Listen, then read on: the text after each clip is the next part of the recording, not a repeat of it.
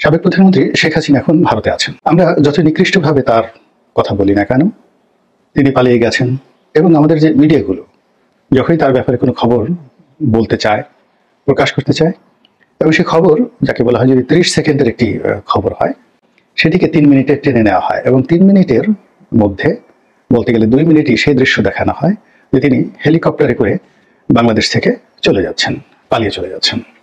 তো এই বিষয়গুলো আমাদের যে মিডিয়াগুলো, তারা কি শেখ হাসিনার পক্ষে করছেন নাকি বিপক্ষে করছেন, এই প্রশ্নটি এখন কেউ কিন্তু আমরা করছি না।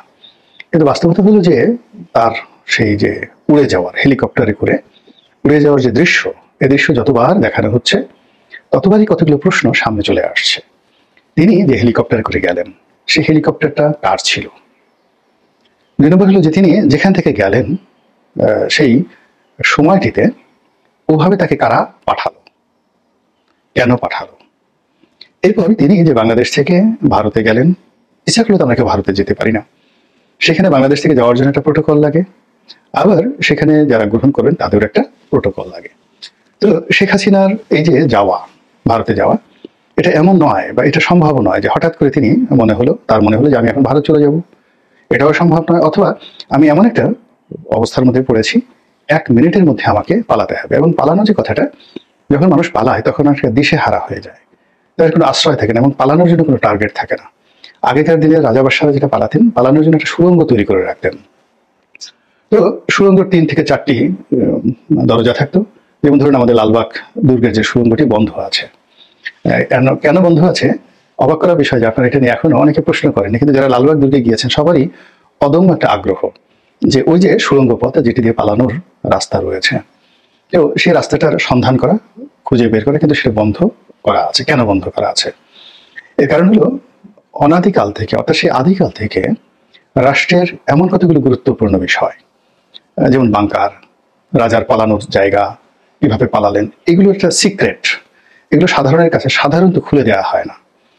পৃথিবীর সব রাজপ্রাসাদে পালানোর জায়গা কিন্তু ছিল। সুলতান সুলেমানের প্রাসাদে ছিল, মুঘলদের যে লালকেল্লা সেখানে ছিল, তারপর বাংলাদেশের সকল প্রাসাদগুলোতে ছিল, সকল কেল্লাতে ছিল, কিন্তু এগুলো কোনো অবস্থাতেই জনগণের জন্য উন্মুক্ত করে দেওয়া হয় না। এর কারণ হলো পালানের যে নিয়ম কানুন এবং কৌশল, সেই 10,000 বছর আগের রাজারও যা ছিল, এখনকার যে রাজা তাদেরও কিন্তু ঠিক একই, কোনো 19-20 হয়নি।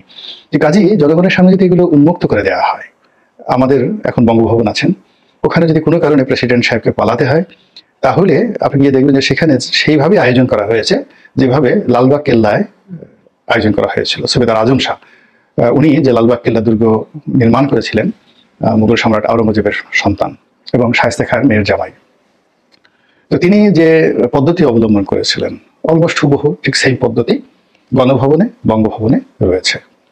অথবা আগ্রার যে দুর্গ, কিংবা কলকাতার যে ফোর্ট উইলিয়াম দুর্গ, অথবা ধরুন দিল্লির লালকেল্লা, এরপর আপনি চলে যান ইংল্যান্ডের বাকিংহাম প্যালেস আর ফ্রান্সের এলিসি প্রাসাদ, প্রায় সব জায়গাতে আপনি পালানোর জন্য যে রাস্তাটি, পদ্ধতিটি একেবারে অলমোস্ট সেম।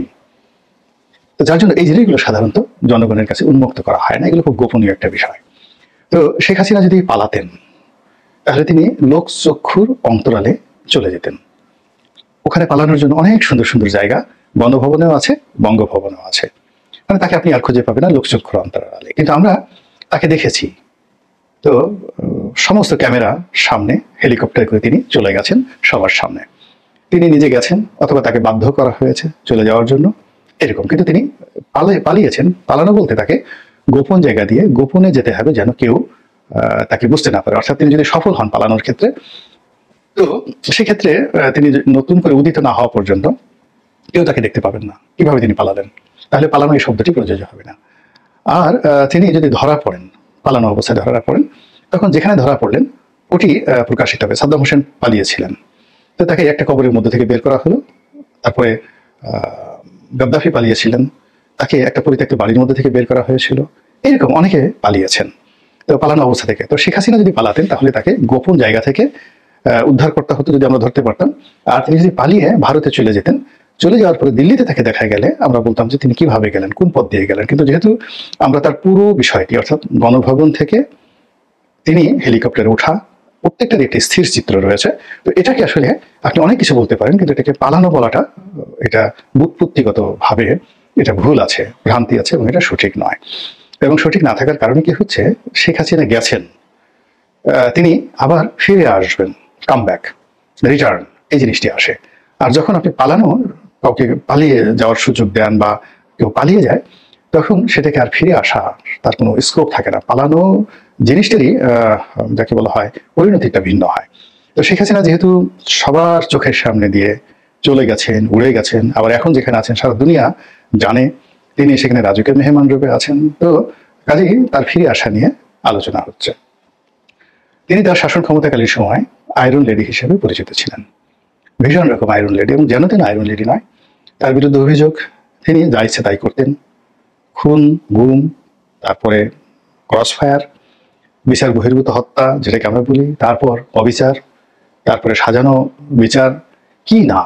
রাষ্ট্র ক্ষমতায় থেকে একটা মানুষ রাজকীয় যে তার যে অ্যাবিলিটি, সামর্থ্য, এটিকে যত নিকৃষ্টভাবে ব্যবহার করা যায় সেগুলো তিনি ব্যবহার করেছেন বলে এখন দশমুখে শেখ হাসিনা যারা প্রতিদ্বন্দ্বী তারা বলার চেষ্টা করছেন, এবং তার সে সকল কর্মকাণ্ডের ব্যাপারে সবাই এখন অভিযোগ দায়ের করেছেন, মামলা করেছেন, এবং তাকে বিচারে কাঠগড়ায় দাঁড় করানোর জন্য সবাই প্রাণান্ত চেষ্টা করছেন। তো এই ক্ষেত্রে শেখ হাসিনার ফিরে আসা তো প্রশ্ন আসে না, তাকে গ্রেপ্তার করে আনতে হবে, তাকে ধরে আনতে হবে, এবং তিনি যখন আনবেন, বাংলাদেশে আসবেন, তার হাতে শিকল পরানো থাকবে, পায়ে শিকল পরানো থাকবে, ডান্ডা বেড়ি পরানো থাকবে। এরকম একটি দুর্দশাগ্রস্ত একজন মহিলা, যার বয়স প্রায় 80 বছর, তিনি ফিরে এলেই বাকি, না এলেই বাকি, এগুলো নিয়ে তো আমাদের আলোচনা করার বিষয় নয়। কিন্তু তিনি যখনই কোনো একটা টেলিফোনে তার এক কর্মীর সঙ্গে কথা বলে যে আমি আসছি, সীমান্তের কাছাকাছি, অমনি আমাদের অনেকের হৃৎপিণ্ডের মধ্যে ধক ধক শুরু হয়ে যায়, দিল কিউ না ধাক ধাক করে। একটা সে বিখ্যাত গান আছে না, কাজল গিয়েছিল, আই এম 16 গোয়িং অন 17, দিল কিউ না ধাক ধাক করে। তো যখন কিশোর বয়স থাকে, কিশোরী বয়স থাকে, তখন প্রেমের যে তাড়না, সেই প্রেমের তাড়নায় মানুষের হৃদয়ের মধ্যে একেবারে উথাল পাথাল করে, এটিকে বলা হয় ধাক ধাক করে, দিল কিউ না ধাক ধাক করে। কিন্তু যখন আপনি আতঙ্কগ্রস্ত হয়ে যাবেন, তখন আর দিল ধক ধক করে না, তখন হৃৎপিণ্ডের যে স্পন্দন, সে স্পন্দন বন্ধ হয়ে যায়।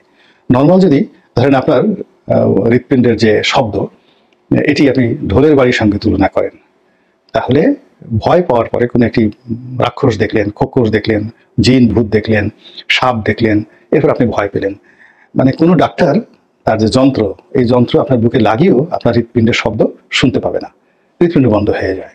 এখন শেখ হাসিনা যখন আসবে বাংলাদেশে, যদি আমরা বিজয়ী হতাম বা আমরা যদি সুবিধাজনক অবস্থানে থাকতাম, তাহলে আমাদের ওই হৃদয়ের মধ্যে দিল কেউ না ধাক ধাক করে যে আমরা এখন তাকে পেয়েছি, তাকে বিচার করব। আগেকার দিনে এরকম হতো, মানুষকে শুলে চড়ানো হতো, হাজার হাজার মানুষের দৃশ্য দেখতো, তারপরে মানুষকে ফাঁসি দেওয়া হতো, বড় বড় রাজাকে সেই শিকলবন্দি করে প্রকাশ্য দরবারে এনে তাকে বিচার করা হতো। তো এই জিনিসগুলো মানুষ উৎসুক জনতা দেখতো। অনেক বড় বড় রাজকুমারকে তারা বাঘের সামনে ফেলে দেওয়া হতো, সিংহের সামনে ফেলে দেওয়া হতো। আর সেই কলোসিয়ামে গিয়ে, রোমান কলোসিয়াম, সেখানে গিয়ে হাজার হাজার মানুষ সে দৃশ্য দেখে সেই দিল কিউ না ধাক ধাক ভীষণ রকম আনন্দ পেত। তো শেখ হাসিনা বাংলাদেশে আসবেন বা তাকে আনা হবে, এই দৃশ্য কল্পনা করলে আমাদের মনে তখনই আনন্দ হবে যখন আমরা একেবারে 100% কনফার্ম হব যে আমরা বিজয়ী হয়েছি এবং শেখ হাসিনা দুর্বল, সে আমাদের কিছুই করতে পারবে না। কিন্তু যখন তার আশার শব্দ আমরা শুনি, অমনি আমাদের অনেকের সেই হৃৎপিণ্ড বন্ধ হয়ে যায়, অনেকে উত্তেজিত হয়ে যান, গালাগাল করেন, এবং গালাগাল সবসময় দুর্বলের ভাষা। কখনো গালাগালি কোনো ভদ্রজনের ভাষা হয় না। গালাগাল করে কেউ কখনো জীবনে জয়লাভ করেনি। কোনো শক্তিশালী মানুষ পৃথিবীতে কখনো গালাগাল দেয়নি। প্রকৃতিতেও দেখবেন যে শক্তিশালী যারা প্রাণী তারা হুঙ্কার দেয়, কিন্তু গালাগাল দেয় না। গালাগাল যারা দেয়, গালাগালি সাধারণত খুব নিম্ন শ্রেণীর যারা প্রাণী, এরা সারাদিন শুধু গালাগাল করতে থাকে। সে মশা, মাছি, এই সারাক্ষণ মশা যে ভন ভন করে, মাছি ভন ভন করে, মশা পন পন করে। তো এই জিনিসগুলো প্রকৃতির এরা খুব নিচু স্তরের প্রাণী, আপনাকে শুধুই ডিস্টার্ব করে। তো যখন শেখ হাসিনার আসার কথা শুনে কেউ অশ্লীল শব্দ উচ্চারণ করে, তাকে কুরুচিপূর্ণ ভাষায় গালাগাল করে, ইট মিনস সে তার যে বিরক্তি এবং সে তার ভয়, সে তার আতঙ্ক, কোনো কিছু সে আর চেপে রাখতে পারছে না। বা তার পায়ের যে আমরা যে হিন্দিতে বলি দিল কিউ না ধাক ধাক করে, তো তার অবস্থা হয়ে যায় যে ওই তার যে ঠ্যাং ধাক ধাক করে কাঁপতে থাকে, ঠকঠক করে কাঁপতে থাকে, হাত পা ঠকঠক করে কাঁপতে থাকে। এবং সেগুলো লুকোনোর জন্য আমরা কি করি, আমাদের শীতের মধ্যে যখন খুব যাকে বলা হয় দাঁতে দাঁতে ঠক ঠক করে শব্দ হয়, তখন আমরা সেগুলো ঢেকে রাখার জন্য কি অবস্থা করি, গরম কাপড় দিয়ে চাপিয়ে থাকি, নিজেরা কাঁপতে থাকি, এরকম একটা ভাবসাব।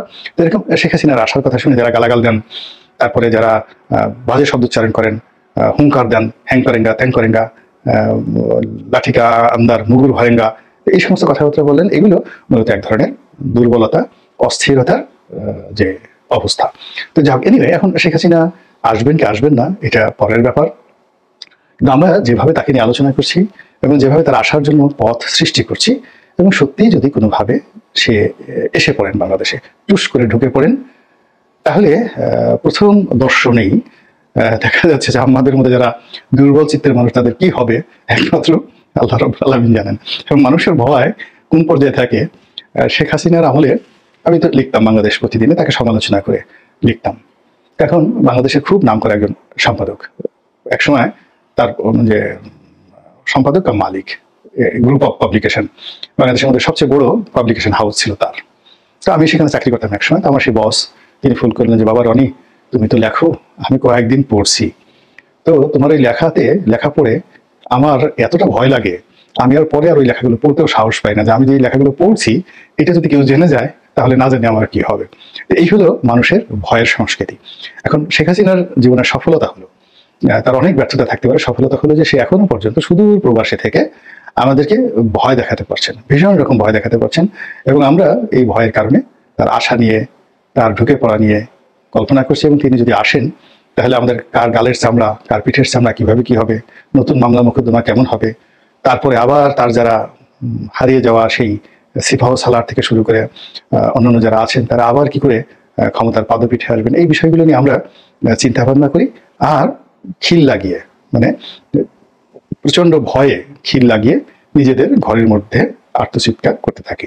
কিন্তু এটা কোনো বিজয়ের লক্ষণ না। যিনি বিজয়ী হবেন তার সকল দরজা খোলা থাকবে, আর যিনি পরাজিত হবেন তিনি বিজয়ীদেরকে ভয় পাবেন। বিজয়ীরা কখনো ভয় পায় না, ভয় সবসময় পরাজিতরা ভয়। তো কাজেই আমরা যে বিজয় অর্জন করেছি, এটাকে আগে হৃদয়ঙ্গম করতে হবে, এই বিজয়টাকে সেলিব্রেট করতে হবে। আমরা যে সত্যিকার বিজয়ী হয়েছি, এটা আমাদের চোখে, মুখে, ঠোঁটে, হৃদয়ে, অন্তরে, সব জায়গাতে এই যে বিজয়ের যে স্মৃতিচিহ্ন, এটা আঁকতে হবে। এবং যখন আমরা এই কাজগুলো করতে থাকবো, আলটিমেটলি যদি শেখ হাসিনা পরাজিত হন, তাহলে তিনি আমাদেরকে ভয় পাবেন। কিন্তু আমরা যদি এই কাজগুলো করতে না পারি, তাহলে তিনি এই যে গেছেন, যেখানে গেছেন, যাওয়ার পরেও তিনি নিজেকে বিজয়ী ভাববেন এবং পুনরায় ফিরে আসার যখন কথা বলবেন, আমরা বিজয়ের আসনে বসেও পরাজিতের মতো থরথর করে কাঁপতে থাকবো।